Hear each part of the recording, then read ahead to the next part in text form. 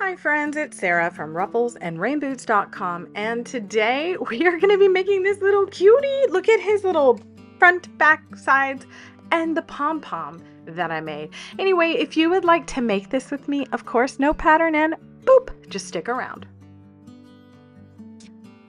As always, please like this video so I know you're here crafting with me. All right, so I'm going to be using this piece of fleece that I got on clearance at the Hobby Lobby. I used it last week for a no pattern hat. I'm going to be using a 1-inch wood round, some scraps of faux fur, an X-Acto knife to cut the fur, scissors to cut the fabric, and a glue gun. I'm also going to be using a tape measure, but you don't really need one. You can just use a piece of string. So I'm going to be creating a body cut at 11 inches high by 14 inches wide. So I have two-way stretch here, but if you only have one-way stretch, then you definitely want to cut the stretch on the width of whatever fabric you are using. So as you can see, I am not doing a very good job at the cutting, but that's okay. All we're going to do is prepare a needle and embroidery thread, and then I'm going to prepare one side over here. So we're putting the right sides of the fabric together. I know it looks really different, or it looks really the same, but it's a little different in that it's darker on the right side. So what I'm going to do is I'm going to use a hot glue gun and really kind of mess up that glue, whatever. I'm going to try and make a straight line, but I am going to leave a little bit at the bottom. So that's about 1/2 inch from the edge. And then we're just going to go over here, and we're again not going to go all the way to the edge. Now I'm showing you a very tall body. That is like a drunken monkey with the glue gun. What? Anyway, okay, so at the bottom here, or top, whatever, you're going to, in Imperial, leave 3 inches. And the reason I'm saying that is you could probably cut this down even shorter, and you'll see what I do. I was thinking that I could use the bottom of the top of the body as the stuffing for the hat, right? So while the top over there is setting, I'm just going to use a running stitch. So running stitch is just in, out, in, out, in, out, no knots at all. So that's it, in, out, in, out, in, out. It's literally the only embroidery stitch that I know. It's not even embroidery, actually. I don't even know. It's just in and out, and then all you're going to do is just don't pull this all the way through. No need to knot the end, but we're just going to do that. And I'm going to speed that up because it took me a whole 48 seconds to do. I wrote that down so I could tell you really and honestly how long it did. I used my table to push out the needle because kind of lazy. Okay, let's speed this up a bit. So just in, out, in, out, in, out, in, out. And the only matter of fact thing that you need is when you are close to the end, we're going to make sure that we go in and out on that other side, just so we can make sure that it pulls it all tight. And we're going to go right next to where we started. That's it. And then as you can imagine, keep your needle, but you don't need it right now. And you're just going to pull it tight. I am going to warn you in that I am going to excessively knot this. And the reason I say this is going to be the bottom of the body, which will hold weight and stuffing and whatever accoutrement we put upon the hat. So you can see I have like a 30-inch piece there of string, and that is because I'm going to use it again in just a second, and I was too lazy to cut 2 pieces of string. But I'm going to tighten pretty hard, and then I'm going to wrap this thing around multiple times, and I'll also secure it with hot glue because, I don't want it to bust open one day when I least expect it. Anyway, my point is here, you can use a rubber band. I don't recommend it because rubber bands break, so if you do want to use a rubber band and save yourself all that time of going in and out, which was literally less than a minute, you could use a rubber band and then use embroidery thread and knot the goodness out of it then.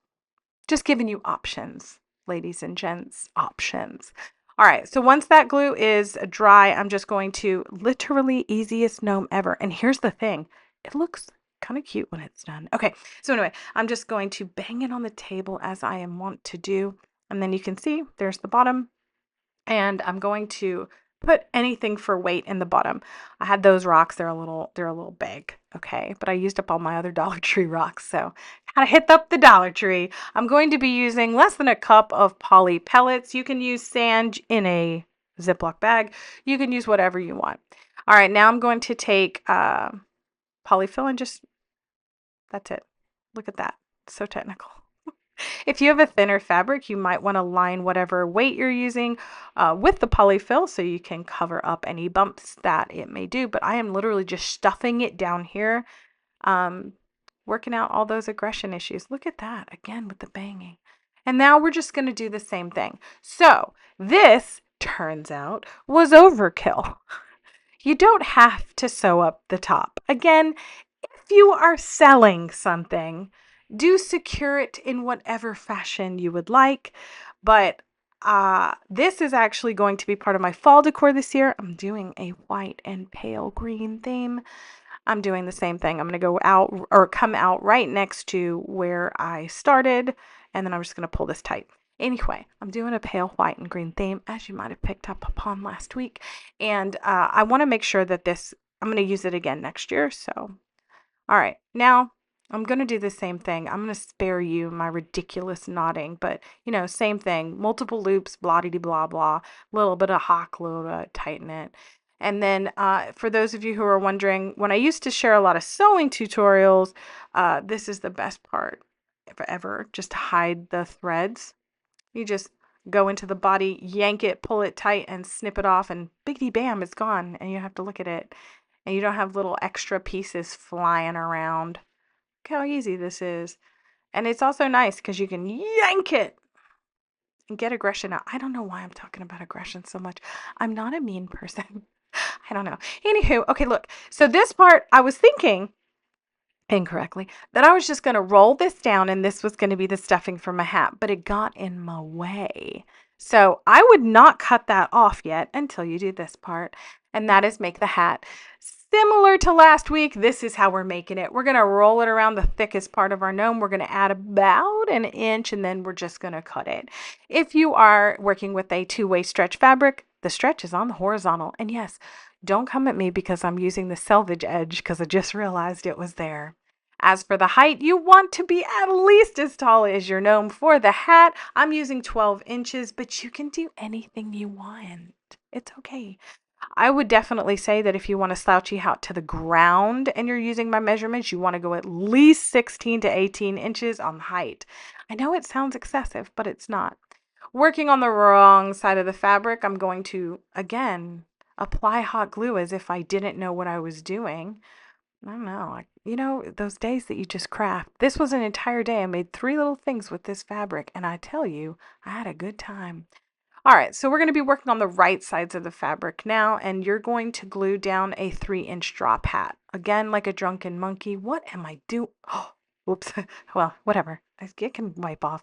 Anyway, you're going to make 3 inches at the bottom, and then we're going to let that dry because I have to pick up the glue. All right, and then now we're just going to cut this. Cut an angle up into the top, leaving about a 1/2 inch at the top. This is the perfect time to add fringe or a tassel or a pom-pom on a stick. Don't add a stick. It's a little hard to turn it out, but yeah, you can stick it in, face it to the inside, and then when you turn it out, it will be fine. Who's in charge of the hot glue gun today? My bad. Okay, I'm going to let that sit where my fingers aren't near it because that was a lot of glue. Okay, so now what I'm going to do is just turn this right side out, which I am going to speed up because no one needs to see that. And I love this part where it's satisfying when you pop out the little top of it. I'm going to line up the back seams, but we're not really ready to do anything yet other than measure. I looked at this, hated all the stuffing at the top, and so now if you want to add arms, you can add them there. But if you make a taller hat, I do recommend keeping that stuffing there because it'll help your hat fall over all the way to the ground. So I'm going to use this wonky piece of faux fur. I get asked all the time, what do you do with your scraps of faux fur? I use them, friends. I use them. Faux fur is the most expensive product when making gnomes, so we're going to use it. That's where my nose is going to be. Okay, great. Glad we did that. All right, safety first, Sarah. And we're going to glue on the little 1 inch right to the bottom of the body. If you don't have a big V cut out of yours, you can glue the gnome beard and then glue on the gnome nose. Just split the fur to the fabric backing before you do. Add a copious amount, one could possibly say too much, of glue and then stick it on. I had a little accident over here rolled in on itself, but that's going to be covered, so it doesn't matter.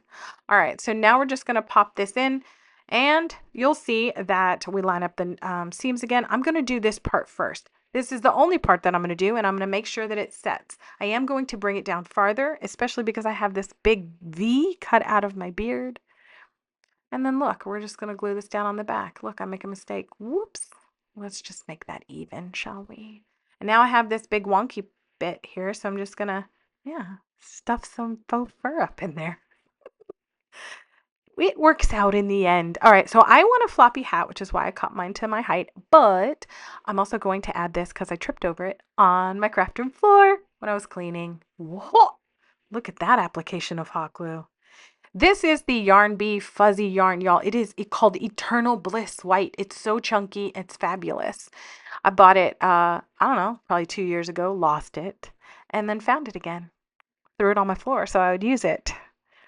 This is real. This is how I do this stuff. Okay, so now I'm just going to glue this all the way around. Look, somebody did a good job with the hot glue there. Wow. I don't know what was going on with my hot glue game today. Pretty poor. All right, tip at the end. You're going to have all this stuff from this yarn. Just yank it off so you don't have to try and hot glue something to it. Spoke a little early about my hot glue game, but anyway, when you do this, cut it off just outside of where you glued, pull off the faux fur, and then use the tip of your glue gun to press it in. I love working with this stuff. I'm so happy I found it. All right, so now you could be done right here. Flop his little hat over or stand it up. You could put a pipe cleaner in there and stand it up. But I have a little extra of this stuff that I cut off, so I'm going to hot glue my finger to it first, then get smart and put it on a silicone pad and make a little tiny, what is this called? Pom-pom out of the same matching furry yarn. And don't worry about that hot glue right there. That's the part that's going to attach to the hat. Zhuzh it up a little bit, glue it on. You could always sew it on. Much too lazy for that today. And that is it for me. And he's going to be part of my fall display. Look at him. Do you like this body style? I love how round and straight he is at the bottom. And that's hot glue, but it looks sewn. Don't look at the bottom though, because it looks a little odd. Anyway, that's it for me today. Let me know down in the comments what you think of this fun little fall gnome. I appreciate you being here. Please like and subscribe for more crafty fun.